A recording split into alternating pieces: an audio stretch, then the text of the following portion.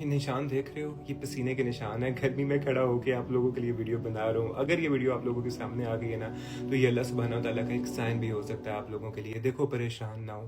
اللہ سبحانہ و تعالیٰ سب جانتا ہے کہ تم اللہ تعالیٰ سے کیا دعا کر رہے ہو، تمہاری زندگی میں کیا چل رہا ہے، تمہاری زندگی میں کتنی پریشانی ہے.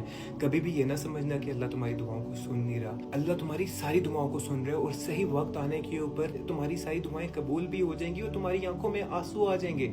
تم جو اپنے دماغ میں پلان بنا کے بیٹھے ہوئے ہو نا، جس کے لیے دعائیں کر رہے ہو، تمہارے ساتھ اس سے بہت بڑا ہوگا. مطلب تم ایک قطرہ مانگ رہے ہو، اللہ تعالیٰ نے تمہارے لیے سمندر تیار کر کے رکھا ہوا ہے. اکثر اوقات ایسے ہوتا ہے کہ ہماری زندگی میں پریشانیاں اس وجہ سے بھی آتی ہیں کہ ہم گناہ کرتے ہیں. اور اللہ سبحانہ تعالیٰ قرآن میں فرماتا ہے کہ میں تمہارے اوپر کسی قسم کی تنگی نہیں کرنا چاہتا، میں صرف تمہیں پاک کرنا چاہتا ہوں. اور رسول اللہ صلی اللہ علیہ وآلہ وسلم نے کیا فرمایا ہے کہ ایک کانٹا بھی چبھتا ہے نا، اس کے بدلے انسان کے کتنے گناہ جھڑ جاتے ہیں، معاف کر دیے جاتے ہیں. تو ہو سکتا ہے یہ جو پریشانی ہے صرف تمہارے گناہوں کو دھونے کے لیے، تمہیں پاک کرنے کے لیے آئی ہو، تاکہ تم قیامت کے دن اللہ کے حضور پیش ہو تو تمہارے لیے آسانیاں ہوں. اس دنیا میں ہی تمہارے جو گناہ ہیں ان کی سزا تمہیں مل رہی ہو. اور ایک اور چیز، اگر آپ چاہتے ہو نا کہ آپ کو نہ پکڑا جائے ان پریشانیوں کی بنیاد کے اوپر، تو آپ نے کیا کرنا ہے؟ آپ نے صرف 2 نفل پڑھنے ہیں صلاۃ التوبہ کے. آپ نے ایک لسٹ بنانی ہے، اس لسٹ کے اندر آپ نے یاد کرنا ہے کہ ایسی کیا آپ سے غلطی ہو رہی ہے جس سے اللہ آپ سے ناراض ہو سکتا ہے. آپ نے وہ سارا کچھ لکھ لینا ہے.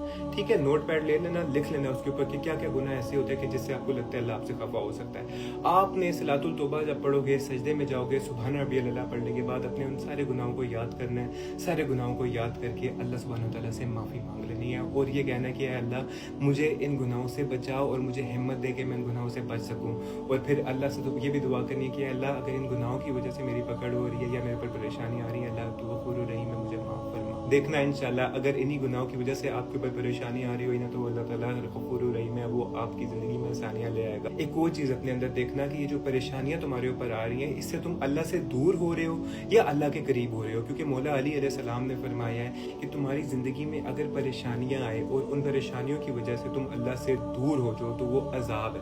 اور اگر ان پریشانیوں کی وجہ سے تم اللہ کے قریب ہو جاؤ، اللہ سے دعائیں مانگو، نمازوں کی طرف آ جاؤ، اسلام کی طرف آ جاؤ، تو سمجھو کہ وہ تمہاری طرف سے اللہ کی آزمائش ہے. اور جب آزمائش ختم ہوتی ہے نا تو اس دنیا میں بھی انسان کو اللہ سبحانہ تعالیٰ اچھا دن دکھاتا ہے، اچھا ٹائم دکھاتا ہے اور اتنا خوش کرتا ہے، اتنا خوش کرتا ہے، اتنا خوش کرتا ہے کہ انسان خود حیران رہ جاتا ہے. انسان کو اپنی ساری پریشانی بھول جاتی ہے، انسان کو اللہ اتنا خوش کر دیتا ہے. تو اس ویڈیو کو زیادہ سے زیادہ شیئر کرو اور کیا پتہ کوئی انسان پریشان بیٹھا ہو، اس کے سامنے یہ ویڈیو جائے، اس کو کتنا حوصلہ ملے، اس کا سارا اجر آپ کو بھی ملے گا. اور فالو بھی کر لینا، لائک بھی کر دینا، شیئر بھی کر دینا. کمنٹ سیکشن میں سبحان اللہ والحمد للہ ولا الہ الا اللہ واللہ اکبر لکھنا نہ بھولنا.